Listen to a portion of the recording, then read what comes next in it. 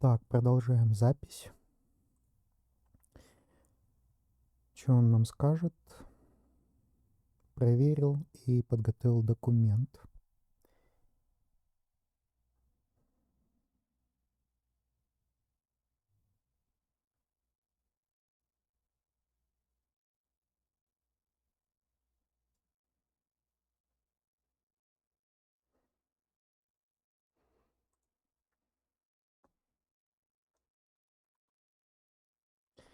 Дай текст на... Ну или ладно. Сейчас мы этот документ просто закинем на переводчик и почитаем, потому что это важно. Самим понимать, какая фактическая картина.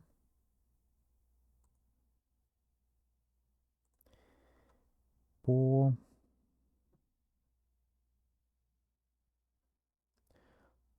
Как это? Это на русском? Тут же вроде бы все на английском написано.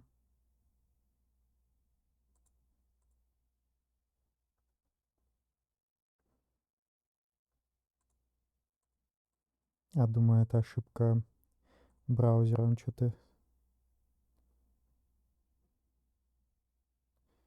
Ну-ка, интересно. То есть, если мы... Ну и допишем сюда. По скриптум.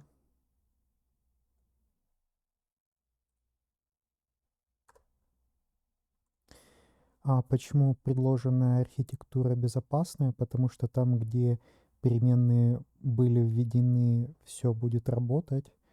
А там, где они не были введены, все останется на английском языке, ничего не сломается.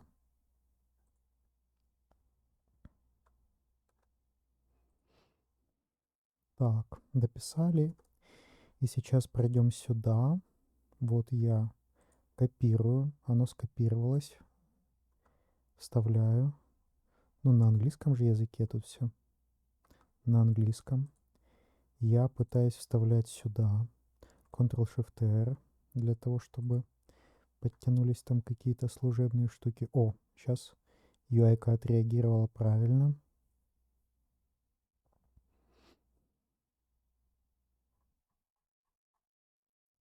Скопируем. Вставим.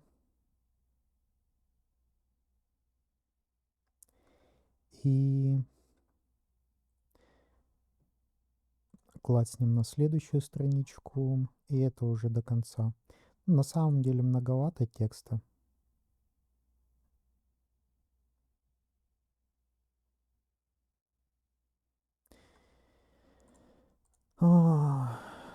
Сократи и обобщи информацию,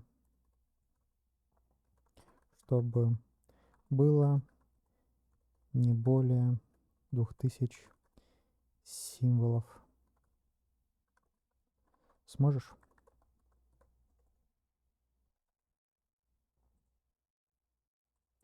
Давай с тобой пообщаемся. Мне нужен документ, не просто какое-то огромное полотно, которое никто читать не будет, а, а для занятых бизнесменов, для разработчиков, для инвесторов. То есть у них мало времени, и они ценят свое время и ценят, когда им написано все коротко и понятно.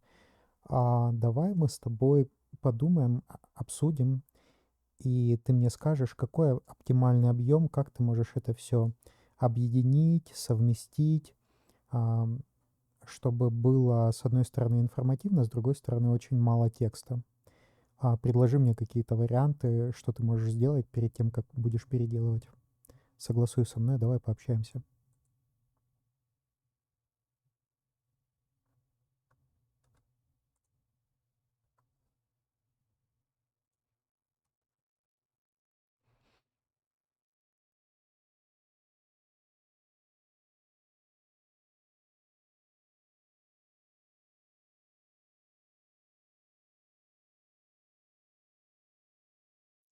Хороший вопрос. Давай именно так, сначала обсудим. Смотри, у тебя сейчас документ на 700 слов, это примерно 4 минуты чтения. Для занятого человека это уже много. Цель 30-60 секунд, да. Я вижу 3 варианта структуры, у каждого свой характер. Один страница, 5 блоков, классический тэтч-бриф, каждый блок один-два предложения суммарно, структура, проблема, спрос, что пробовали, почему не вышло, что делаю я. Никаких списков из 10 пунктов, никаких вложений деталей, вся суть на одном экране, примерно 250-300 слов. TLDR, таблица вверху, 4 строки, которые объясняют все. Ниже компактная информация, 3 колонки. PR почему не принят, что это значит для меня, читается за 20 секунд при желании. Смотришь таблицу, очень хорошо работает для разработчиков, они любят таблицы, не любят прозу.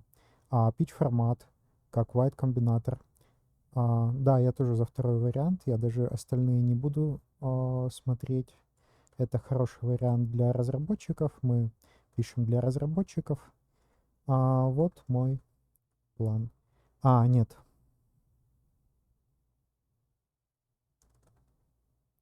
Вот мой план.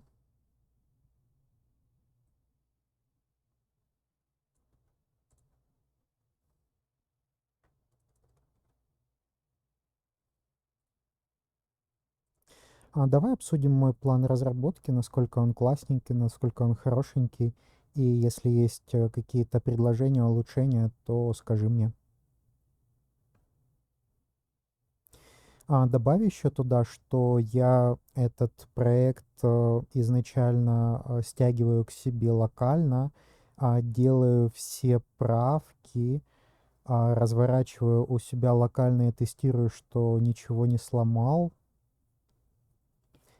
После этого, как я провел manual QA на локальной машине, что все работает, только после этого я создаю PR для проверки их роботом-ботом. То есть вот это еще я забыл описать там. Это обязательно, конечно, я буду делать.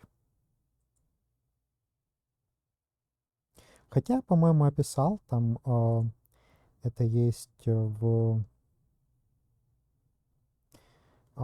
пунктах, вот в этих, оттестировать, где там,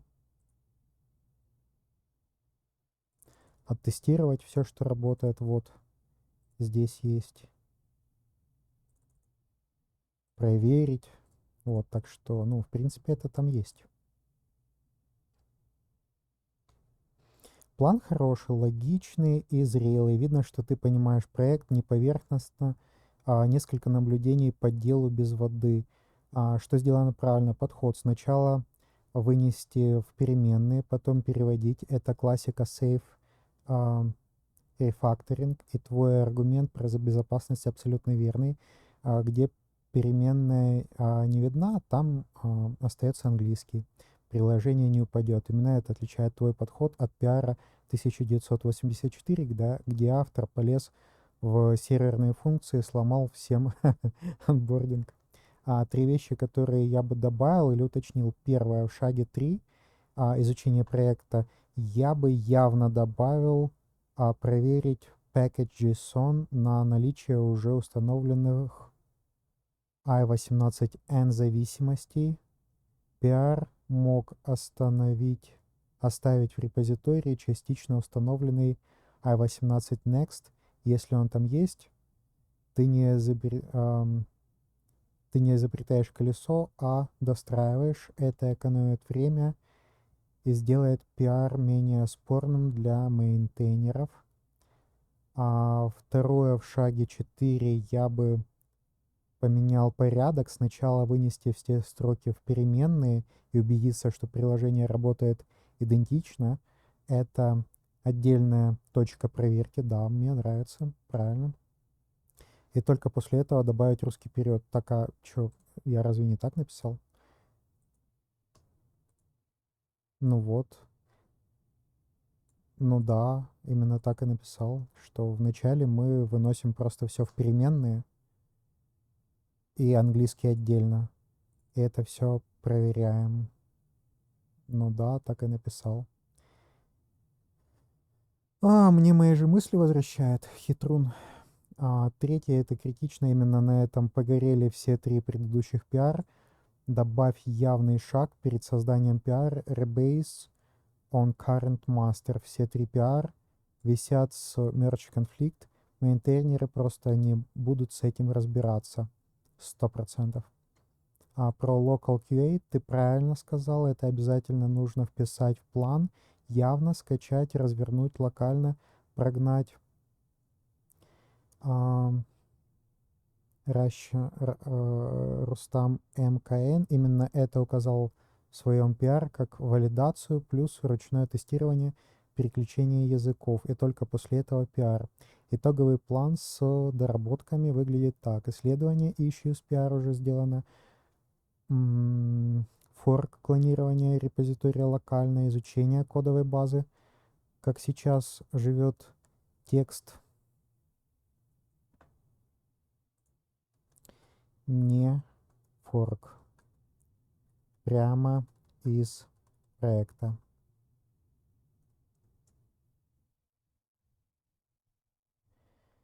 Так, реализация 2 отдельных этапа, рефакторинг, вынести все строки в переменные, убедиться, что ing работает идентично, добавление ru, заполнить русский locate файл, добавить переключатель в settings, локальный deploy, manual QA, rebase на актуальный мастер, создать PR, автоматический ревью, если ревью чистое, написать мейнтейнерам.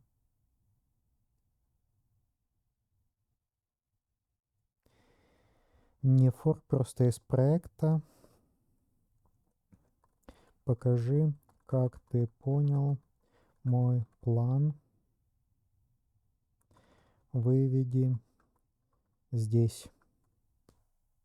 Потому что он, забывает, что-то не то пишет, если мы уже ставим, грубо говоря, свою цифровую подпись под это, то это должно быть проверено, а не просто что-то там яишко нагенерило. Исследование уже сделано. Проверить issues, если уже попытки.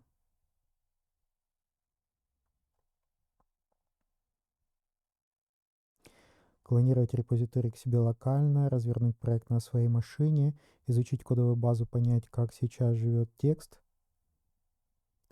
Мне не нравится. Он пишет плохо, развернуто. Напиши коротко, как человек.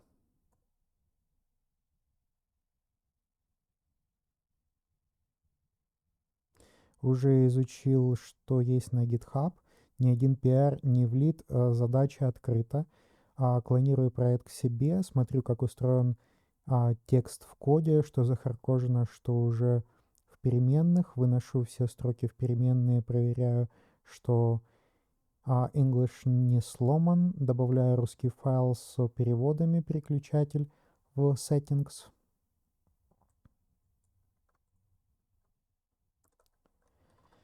Отдельный пункт. Ну или ладно, пусть это один пункт будет. Запускаю все локально, тестирую руками, синхронизирую с мастер. Да, так. И по структуре второй вариант отчета.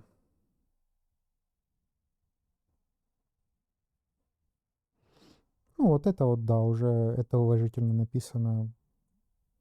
Человек написал, человек прочитал. А вот это иду, делаю, обсуждаю, созваниваюсь. Это некачественный текст, неуважительный.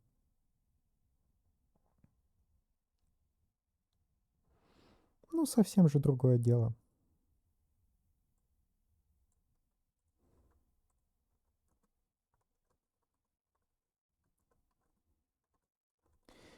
Так, смотрим, что такое TLDR до 30 слов. Должен быть буквальным, одной фразой, не абзацем. Переделываю.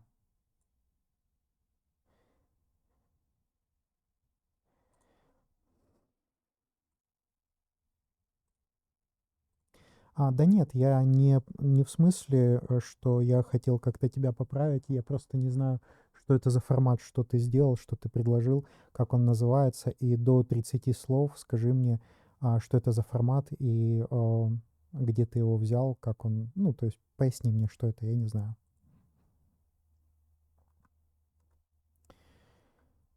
Так,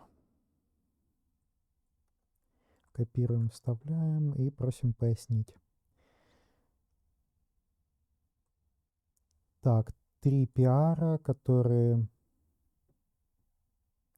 это интернет-аббревиатура, расширение too long, didn't read, используется повсеместно в английском интернете, особенно на GitHub. Суть простая, ты пишешь длины.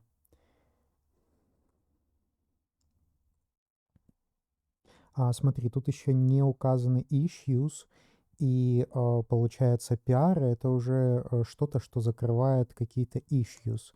И выше в диалоге у тебя были еще ссылки на issues, и issues это как раз показывает актуальность, необходимость и запрос на это, что эти пиары не просто так были, а еще и были открытые issues. Поэтому сюда, пожалуйста, добавь отдельно issues, а отдельно пиары. Также коротко, чтобы все было понятно.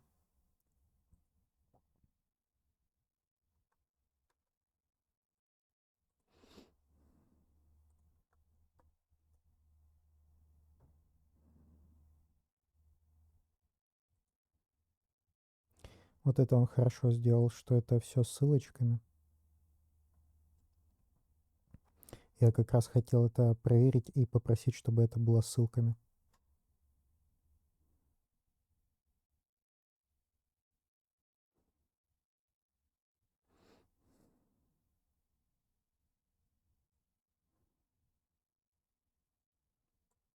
Ну да, отлично, вот это уже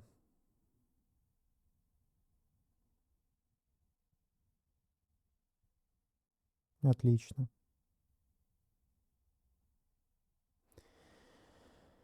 Но это уже хоть можно читать.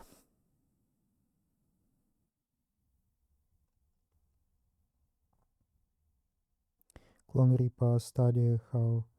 Ну, давайте просто перейдем, чтобы я на английском не читал.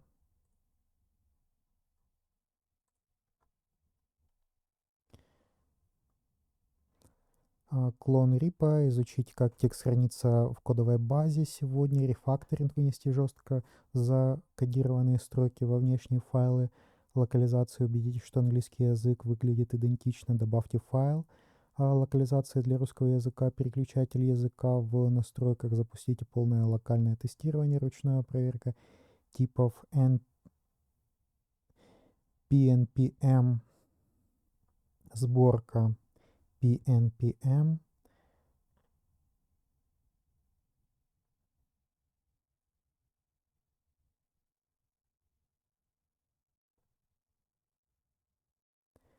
Rebase.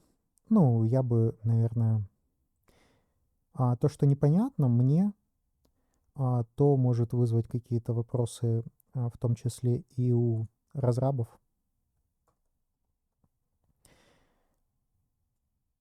Я бы в скобках ничего не указывал.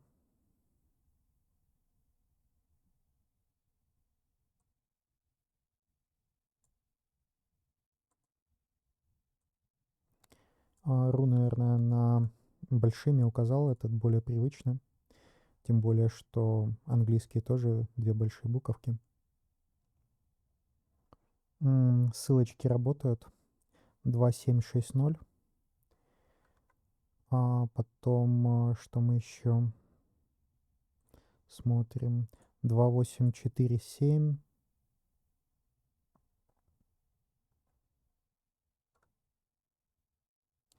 1171,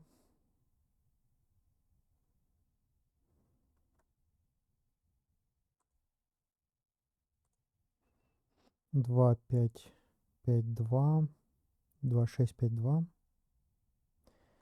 Да, китайский, португальский.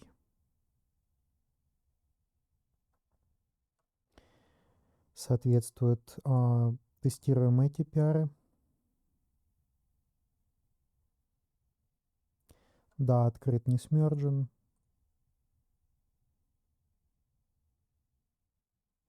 Открыт не смерджен.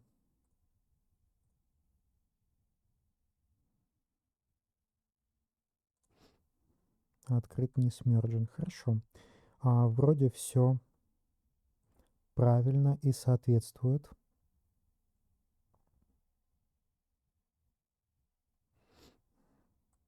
Единственное, вот это переведу на английский. Дословно без яички. Почему предложенная архитектура безопасна? Потому что там, где переменные были введены, все будет работать, а там, где они не были введены, все останется на английском языке, ничего не сломается. And why the proposal architecture safe? Because whether variables have been defined, everything will work, and wherever they haven't, everything will remain in English, nothing will break. Да, это важно добавить, то есть он это выкинул из нашего описания, но на самом деле это говорит о глубоком понимании того, что мы делаем, а, нежности к проекту, что мы с уважением относимся к нему и ничего не попытаемся, во всяком случае, прикладываем максимум усилий, чтобы ничего не сломать. Так, это мы, значит, сделали план, то, что мы хотим, и можно сказать, что emoji done.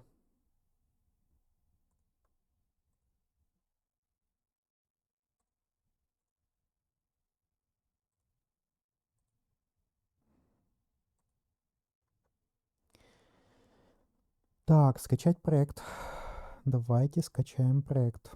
Для этого мы запустим Paperclip, GitHub, Git, Git clone и стянем репу по, тянем репу по ссылке. Это не наш репозиторий, поэтому мы его копируем просто по ссылке и заливаем его себе нам.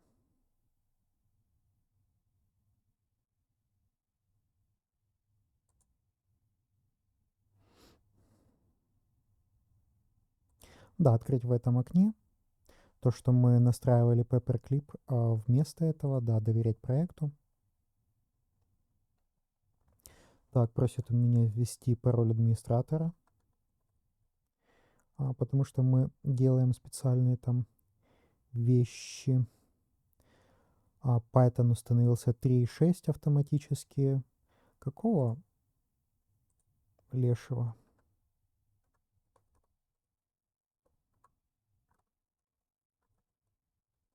Python version у нас сразу 3.14. Почему 3.6 подтягивается? Close, cancel. Нет, это я случайненько. Тут у нас сервак с паперклипом вращается. Я не думаю, что этот проект на Python, поэтому нам не сильно важно, что здесь на Python. Так, а теперь базовый вопрос. Работать через инструмент, который мне уже понятен и близок, или все-таки попробовать поработать через Paperclip и через него, то есть двойной такой эксперимент. Мне понятнее просто открыть терминал, написать тут Клод и погнать здесь все делать через уже привычный сонет. Но мы с вами подключили в прошлых видео Paperclip, который у нас работает. И можно попытаться сделать это все через него, используя подписку с ZAI. Я бы, наверное, тогда создавал новую компанию. Как я понимаю, уже, ну, будем тыкать. то есть тут уже агентам поручать ничего не будем. Мы уже в предыдущих видео чуть-чуть разобрались, что это делается. И я, наверное, назову это Paperclip Dev или что-нибудь такое. Что мы прямо разработчики, соавторы, ну, пытаемся ими быть, контрибуторами в Paperclip. Mission.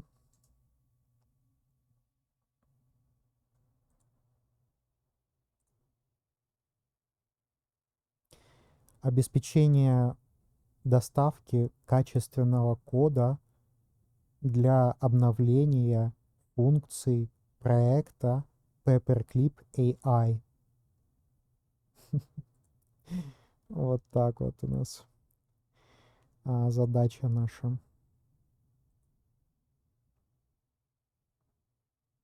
Ensuring the delivery of the high quality code for updating Paperclip AI project features. Да, чуть типа того. CEO. Я, кстати, смотрел видео с создателем, с Дотой на Ютубе. И до того, как я посмотрел его видео, у меня большие были сомнения, нужен ли CEO, потому что я видел в том числе как минимум одно видео, что Paperclip ругают за то, что агенты управляют агентами, и там накапливаются ошибки. То есть один агент недопонял, испорченный телефон устроил другому агенту, и тот третьему. И оно только ухудшается из-за дополнительной иерархии. Я вначале думал строить такую плоскую структуру, то есть просто демоны, просто отдельные сотрудники, которые все подчиняются напрямую ко мне. Но после того, как я посмотрел опыт разработчика этой системы, я все-таки хочу попробовать то, как он делает. То есть вначале мы назначаем директора. Ну, давайте на русском уже, да? Директор. Гендир можно. Гендир.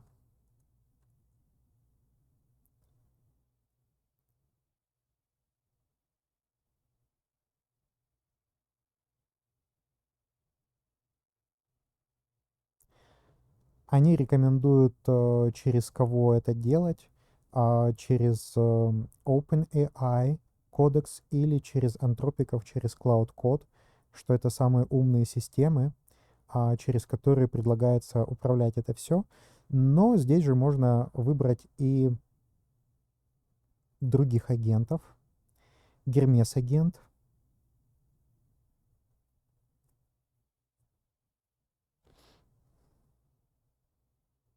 OpenCode, как я понял, кстати, там были в комментариях, что было бы классно подключить бесплатный Queen II, и, как я понял, разработчика а, с никнеймом Dota, то OpenCode как раз сюда мы можем прикрутить любую ИИшку, любого агента. То есть, в принципе, действительно, ну, было бы неплохо, я надеюсь, попробовать и реализовать, прикрутить сюда бесплатную ИИшку. По отзывам Доты, то бесплатные модели далеко не все могут, и сам он кодит при помощи Cloud Code. Окей, Cloud Code у нас есть. Если вы делали все по нашей инструкции, и вы работаете через Minimax или через ZAI, как я, вроде бы быстрее, чем Minimax, и дешевле, вроде бы, то тут надо выбирать Hermes Agent, но Cloud Code у меня есть, поэтому если они рекомендуют, ну окей, прислушаюсь. Значит, кого выбирать? Они рекомендуют Opus, потому что у него достаточно большой контекст.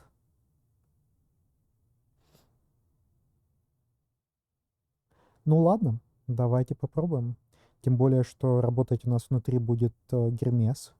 То есть даже если этот опус сожрет у нас все токены, то рабочая лошадка у нас будет Hermes Agent с ZAI внутри. Протестировать окружение. Давайте протестируем. Все окей, все работает. Мы проходим дальше. То есть мы гендира сделали уже... это мы уже здесь. Компания, вот здесь вот agent, да? То есть когда agent, это уже мы выбираем агента под конкретную должность. Окей. Мы тут протестировали окружение, оно сработало. И мы переходим уже дальше к задачам.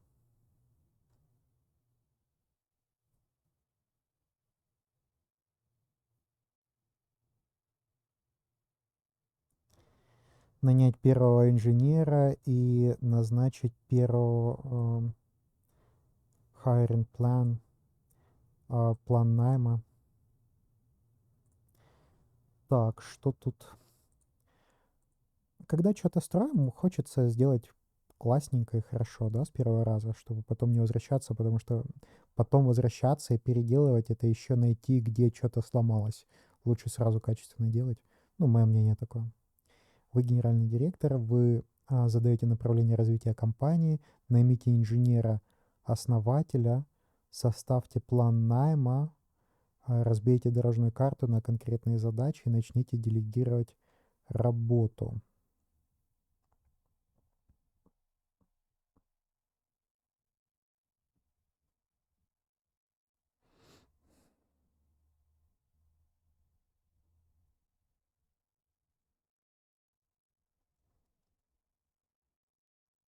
Мне не нравится, если честно. Давайте скопируем это все. Вы генеральный директор, вы знаете направление развития компании, вы задаете, наймите инженера-основателя.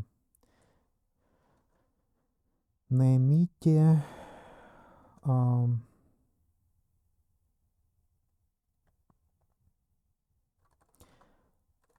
продукт менеджера, который опросит качественно клиента, что о том, что он хочет создавать.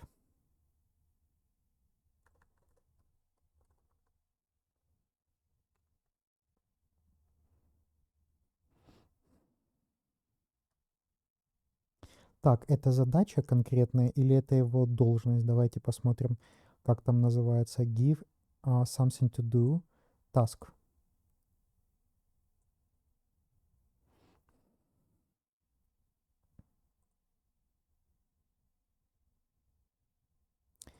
Получается, мы task не скопировали, а он влияет на происходящее. Task это очень важно. Это как называется задача. Так. Наймите своего первого инженера и составьте план найма. Тоже не согласен с этим. Я хочу по-другому.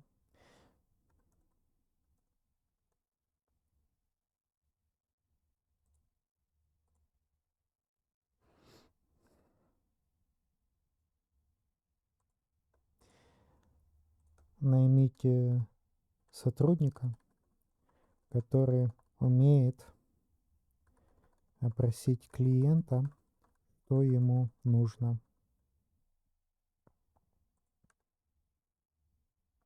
Вы генеральный директор, вы задаете направление развития компании. Наймите продукт менеджера,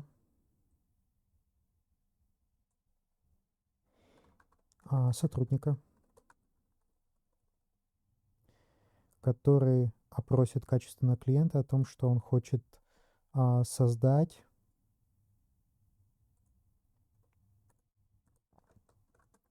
где это находится, как планируется деплой, какие требования к коду, какие требования к сохранению дизайна проекта и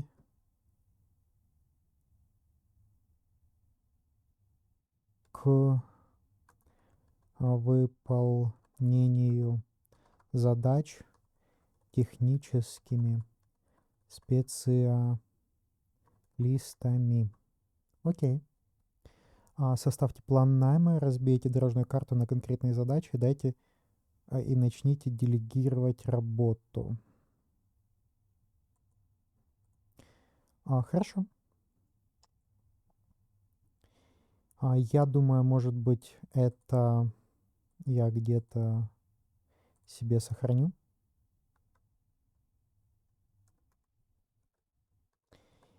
Инициация. Я потом подумаю, куда это закинуть. Так, что у нас проект? Проект Paperclip, вот он стянулся. Мы полноценные разработчики, которые имеем доступ к целому классному проекту. Так, знаете, что мы сделаем? Проверь, установлено у нас какое-нибудь хитрое приложение, которое постоянно делает git fetch.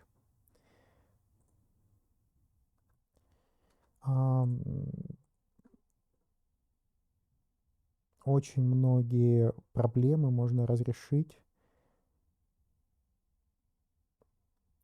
если просто установить правильный плагин.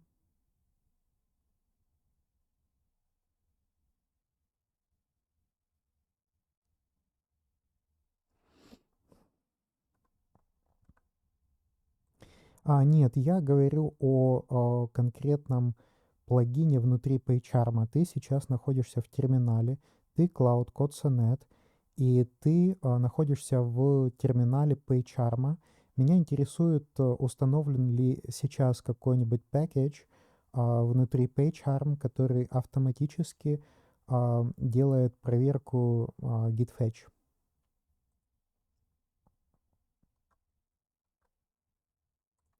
Он уже погнал проверять задачи какие-то. Ну, то есть, видите, что он хотел сделать? Он хотел навесить демона дополнительного, который висит. Это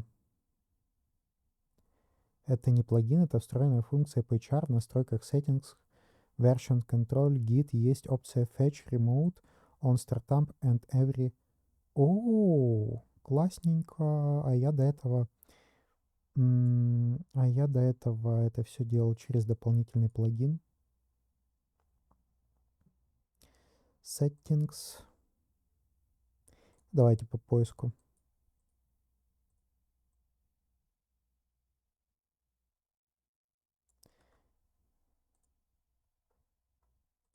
Давайте это настроим, потому что будет обидно, если мы разрабатываем, а они там выкатят какие-то новые фичи за день или за два, и мы поймаем кучу конфликтов.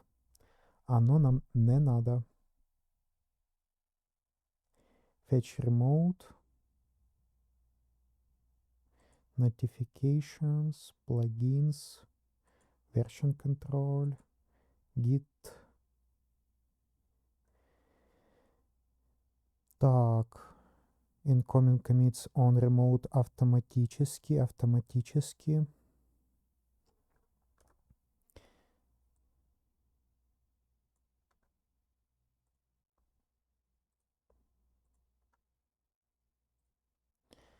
Хочу в настройках в PageRame настроить автофетч, чтобы автофетч происходил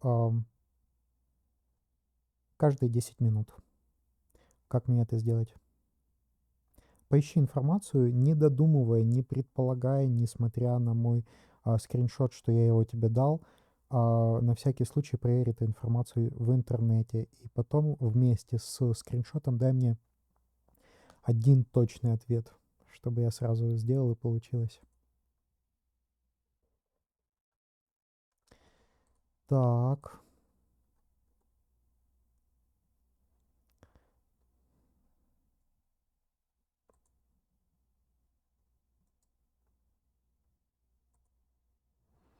Вот это меня радует, конечно, что он действительно ищет. Вот точная инструкция, проверенная по официальным документации. ситуации в PyCharm нет отдельной кнопки.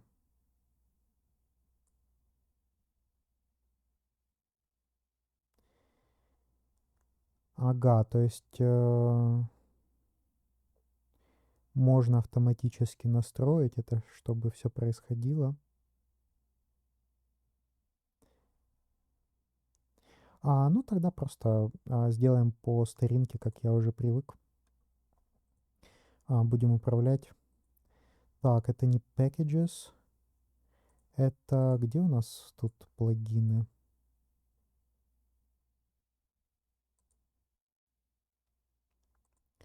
Settings.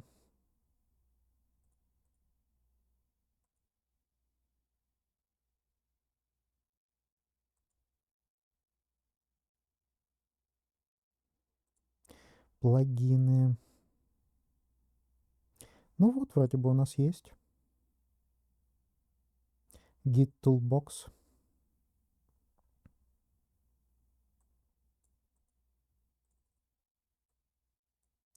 Update. Нажмем. Применить.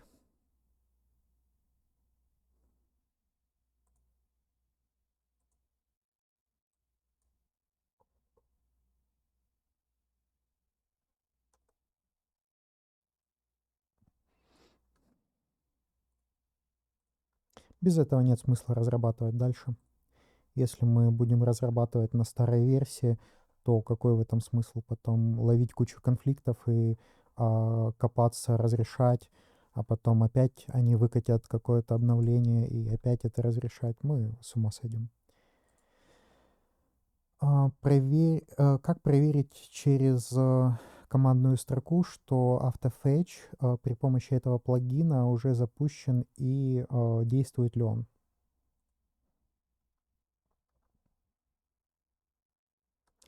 Так, это мы вставим сюда.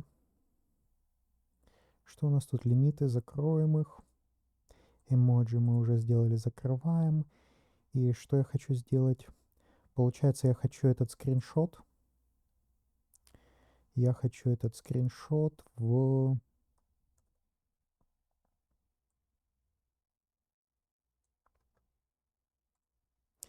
текст загнать.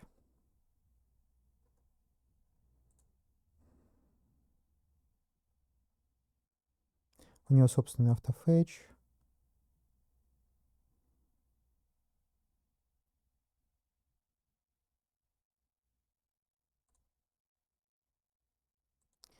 Так, идем в наш Cloud Code.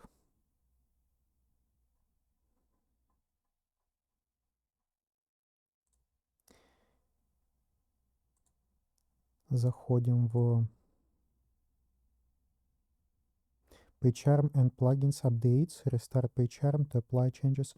Да, давайте рестартнем.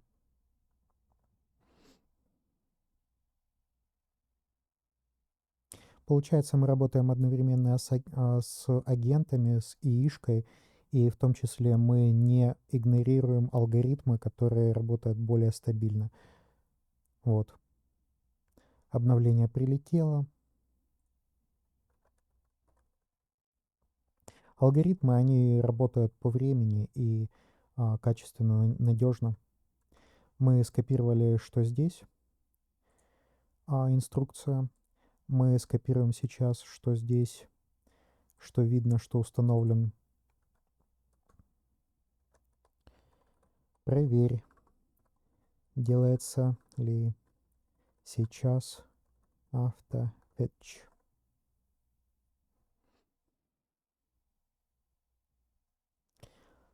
Так, shell команда.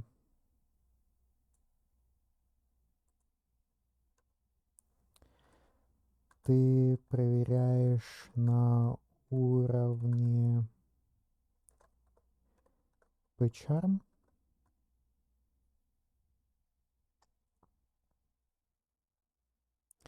Так, хочу это как отдельное окно на весь экран. И я хочу это... Так, тут работает. А здесь? Тыкнуть сюда и...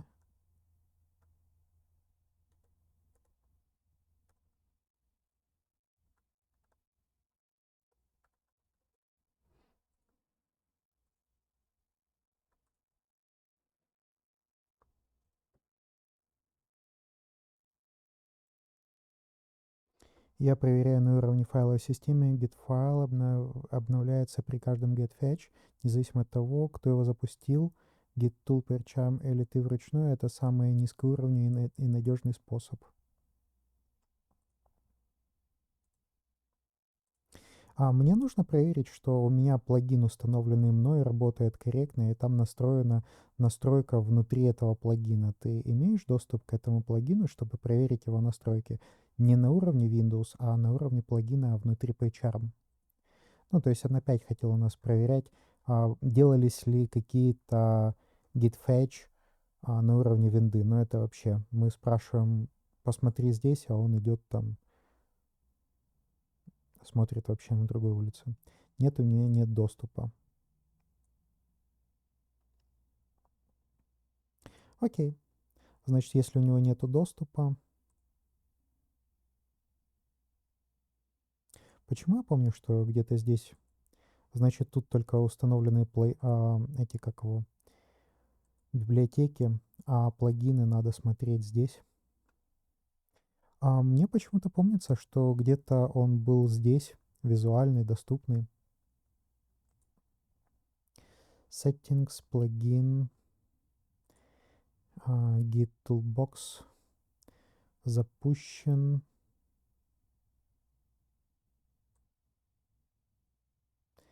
Платные.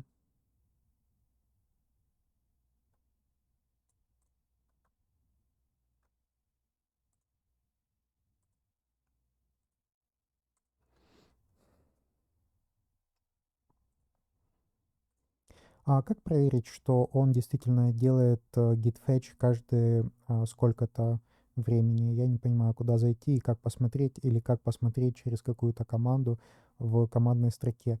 Обычно он отображался в интерфейсе, по HR я его видел, и он периодически уведомлял, что он делает git fetch, а сейчас я не вижу никакого визуального подтверждения, что он запущен и действует в автономном режиме. Помоги мне проверить, что это все настроено.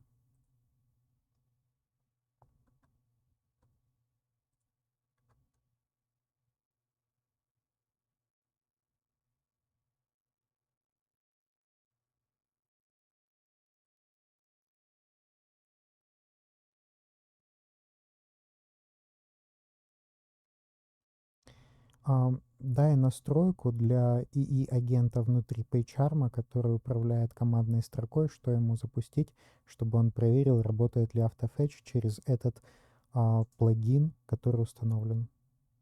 Будь короток.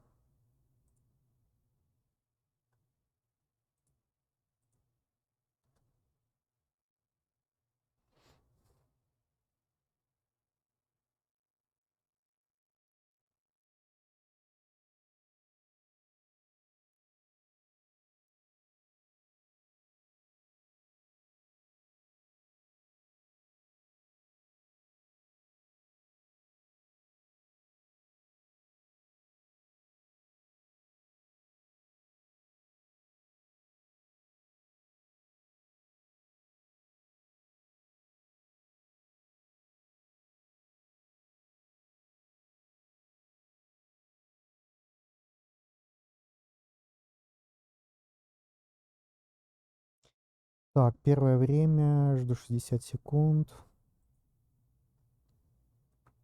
Где у нас настройки вообще этого git fetch? Так, что у него там не получилось?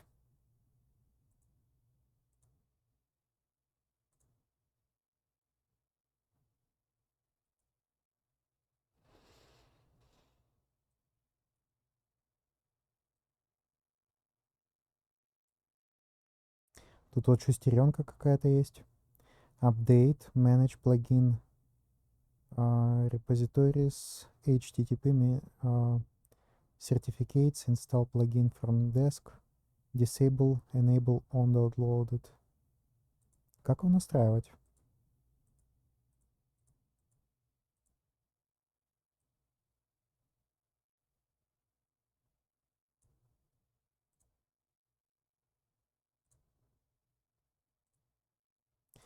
Я не понимаю, куда зайти, чтобы настроить этот плагин и чтобы задать время, через которое я считаю, что нужно делать git fetch. И то, что ты дал агенту проверять git fetch каждую минуту, я не думаю, что этот плагин делает git fetch каждую минуту, каждые 60 секунд. Я думаю, это происходит реже.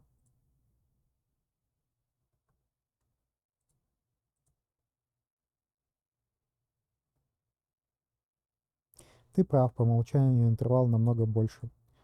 Так какого черта ты даешь тупые задания, нехороший ты человек, искусственный интеллект?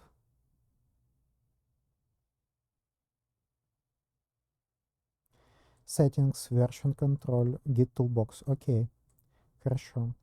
То есть git toolbox, push tags on branch, refresh blame, branches clean up, recent git branches, push to git toolbox. Purchase. Я думаю, вот это вот refresh какой-нибудь там. И чё?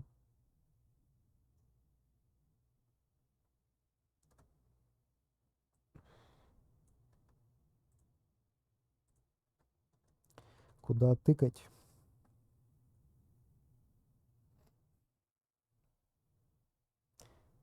Нет настроек автофетча, не находится в другом месте. Settings, version control. Ага, все-таки settings, окей. Version control. Git toolbox.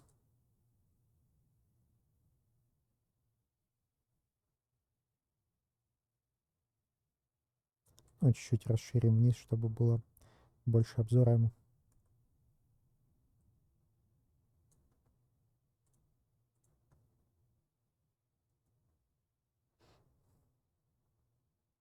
Ты уже там, нажми вкладку автофетч. Она тут есть. Ага, автофетч. Каждые 15 минут. Ну, пусть будет каждые 10 минут. И окей. Здесь не изменился.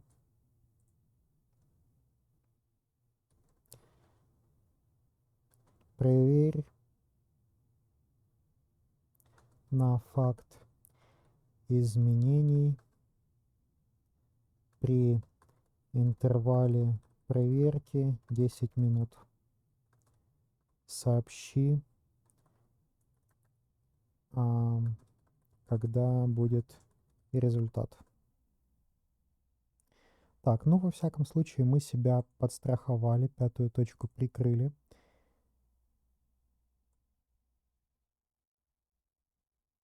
Окей, хорошо.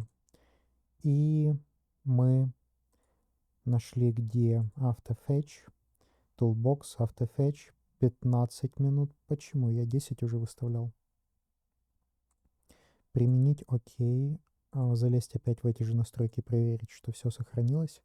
Да, 10 минут. Хорошо, проверили. Так, небольшая пауза.